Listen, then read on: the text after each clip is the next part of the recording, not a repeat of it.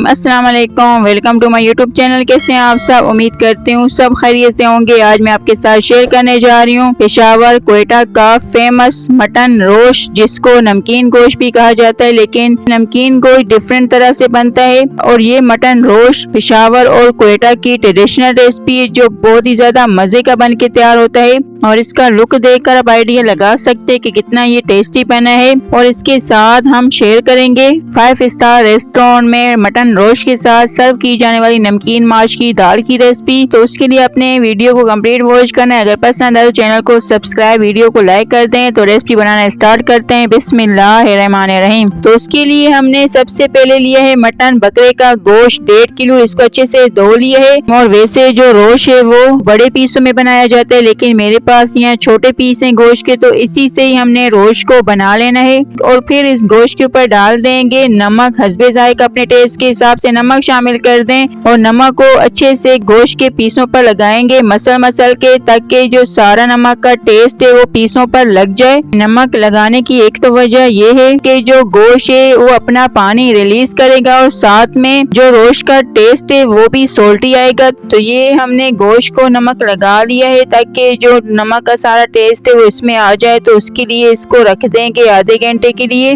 तो यहाँ अब आधा घंटा हो गया है और हांडी को तैयार कर लेते हैं। तो मैंने ली है रोस्ट बनाने के लिए मट्टी की हांडी, क्योंकि ट्रेडिशनल ओरिजिनल रेसिपी मट्टी की हांडी में ही रोस्ट को तैयार किया जाता है। अगर आपके पास मट्टी की हांडी ना हो तो नॉर्मल पतीला या कुकर का भी यूज कर सकते हैं। तो अब हम रोस्ट के लिए हांडी को तैयार कर लेंगे। पहले इसमें जाएगी चर्बी। फैट लिए हमने आधा पाव, ज्यादा चर्बी का यूज नहीं करेंगे, क्योंकि जो ओरिजिनल ट्रेडिशनल रेसिपी है पेशावर की उसमें चर्बी का यूज किया जाता है, घी या ऑयल नहीं डालते। तो ये हांडी में चर्बी की एक लेयर आ गई है। अब इसके ऊपर दूसरी लेयर जाएगी गोश्त की, जो हमने नमक लगा के रखा था। एक एक करके पूरी हांडी को कवर कर लेना है, गोश्त के पीसों से फैला के रखते जाना है। तो गोश्त की हमने लेयर दे दी है हांडी में। अब इसके ऊपर सारी वेजिटेबल्स जाएंगी, जिनको हमने साफ धो लेना है और फिर इस हांडी में रखते जाएंगे, जिसमें हमने लिए 2 अदद साबुत छिली हुई प्याज और 4 अदद लेंगे साबुत आलू। इनको साफ धोना है। चाहे तो आप आलूओं के 2 पीस भी कर सकते हो, चाहे तो आलूओं को स्किप भी कर सकते हैं, लेकिन आलूओं का टेस्ट रोस्ट में बहुत ही मजे का लगता है। और रोस्ट में इसी तरह साबुत ही चीजें डाली जाती है। तो अब इसमें हम डाल देंगे साबुत लहसुन का फूल, जिसको साफ धोकर आपने रखना है। और साथ में ही जाएंगे 2 अदद टमाटर, जिनको हमने 2-2 पीसों में कर दिए। अगर छोटे टमाटर हो तो फिर उनको साबुत ही लें। और इसके साथ ही जाएंगे लहसुन के जवे 3 से 4 अदद। अगर आपको अदरक का टेस्ट पसंद हो तो वो भी छोटे छोटे टुकड़ों में करके डाल दें।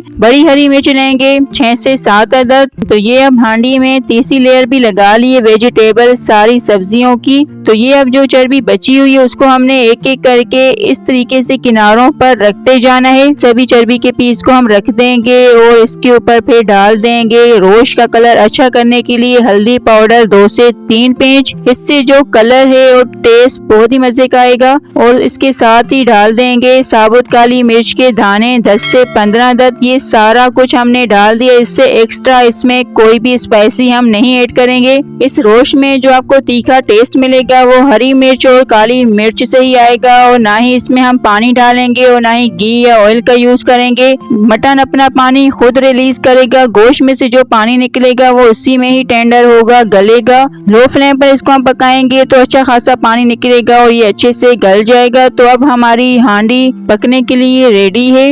अब हांडी को सील करेंगे। वो कैसे? वो ऐसे कि जो हांडी के किनारे आप देख रहे हैं, इन किनारों पर आपने पूरी तरह राउंड घुमाते हुए गूंदा हुआ आटा लगा लेना है। और फिर आपने हांडी का जो ढक्कन है कवर, उसको आटे के ऊपर अच्छे से रख कर प्रेस करें, बंद कर दें। और फिर इससे ये होगा कि जो हांडी में स्टीम बनेगी वो अंदर ही रहेगी, बाहर नहीं निकलेगी। और फिर गोश्त जो है वो बहुत ही जल्दी अच्छे से गल जाएगा। लेकिन आप कहेंगे कि यहाँ तो कोई भी आटा नजर नहीं आ रहा। वो इसलिए क्योंकि मैं विदाउट आटे के इस मटन रोस्ट को बनाऊंगी। मैं यहाँ हांडी पर आटा नहीं लगाऊंगी, क्योंकि मेरे पास जो हांडी है उसका जो ऊपर का ढक्कन है कवर बहुत ही ज्यादा भारी है, हेवी है। इतना वजनी है कि आपको देखकर अंदाजा हो रहा होगा। इस हांडी का कवर ज्यादा हेवी होने की वजह से इसमें जो स्टीम बनेगी वो अंदर ही रहेगी, बाहर नहीं आएगी। तो इसीलिए हम हांडी पर आटा नहीं लगाएंगे। विदाउट आटे के ही ये मटन रोस्ट बनेगा।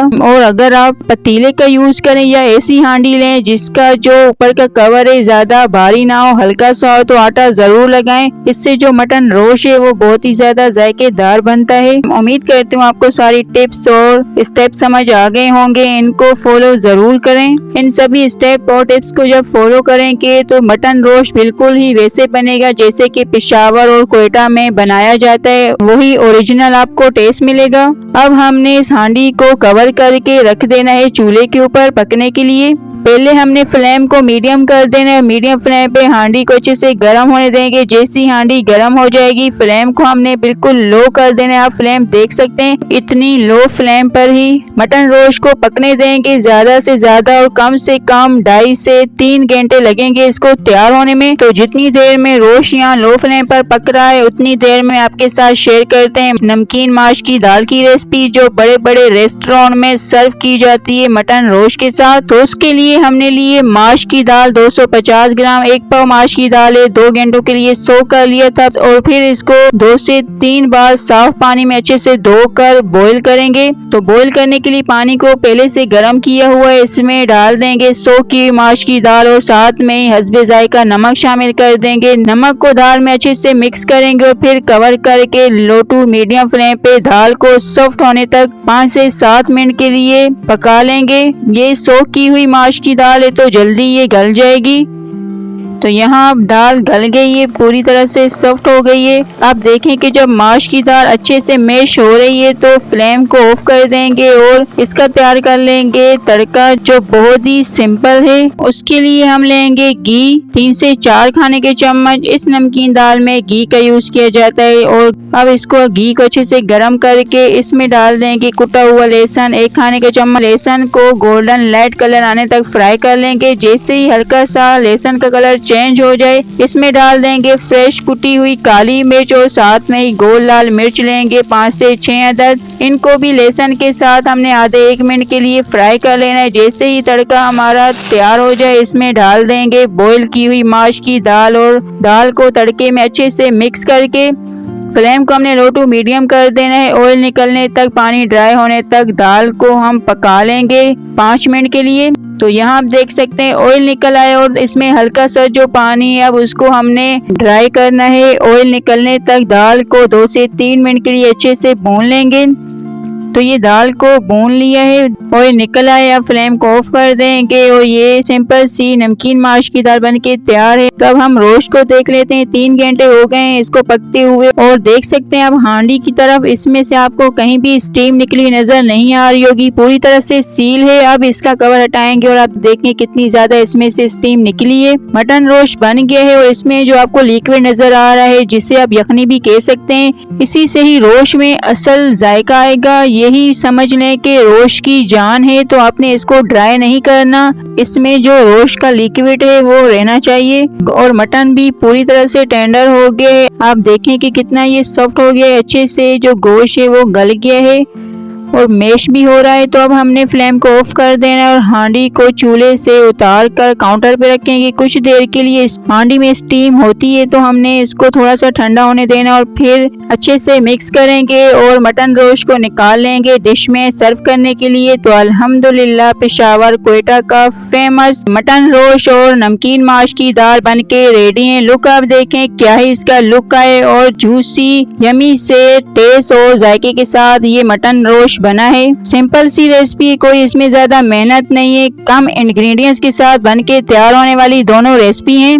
और इसको सर्व करने का तरीका यह है कि डिश में मटन रोस्ट निकालेंगे और साथ में नमकीन माश की दाल को रखेंगे और आपने इसको सर्व करना है रोटी चपाती के साथ। मटन रोस्ट का असल टेस्ट आपको नान या कुलचे के साथ नहीं, रोटी के साथ मिलेगा।